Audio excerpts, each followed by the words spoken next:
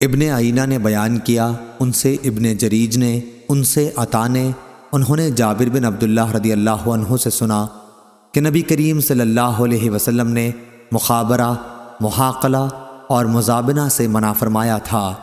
اسی طرح پھل کو پختہ ہونے سے پہلے بیچنے سے منع فرمایا تھا، اور یہ کہ میوہ یا غلہ جو درخت پر لگا ہو دینار و درہم ہی کے بدلے بیچا جائے، البتہ عرایا کی اجازت دی ہے۔ صحیح بخاری حدیث نمبر 2381۔ ابو ہریرہ رضی اللہ عنہ نے بیان کیا کہ نبی کریم صلی اللہ علیہ وسلم نے بیع عرایا کی اندازہ کر کے خشک کھجور کے بدلے 5 وسق سے کم یا یہ کہا کہ 5 وسق کے اندر اجازت دی ہے۔ اس میں شک داؤد بن حسین کو ہوا، بیع عرایا کا بیان پیچھے مفصل ہو چکا ہے۔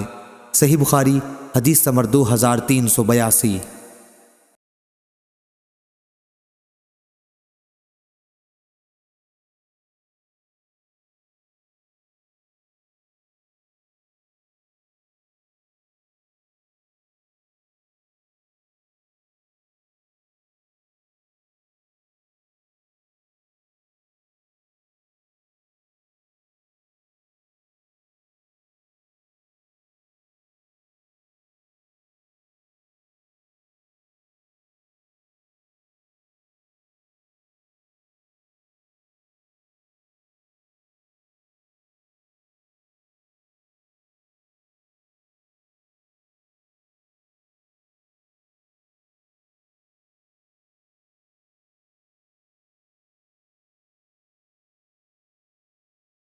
جابر بن عبداللہ رضی اللہ عنہ نے بیان کیا کہ میں رسول اللہ صلی اللہ علیہ وسلم کے ساتھ ایک غزوے میں شریک تھا۔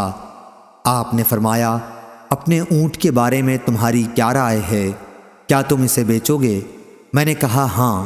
چنانچہ اونٹ میں نے آپ صلی اللہ علیہ وسلم کو بیچ دیا، اور جب آپ مدینہ پہنچے تو صبح اونٹ کو لے کر میں آپ کی خدمت میں حاضر ہو گیا۔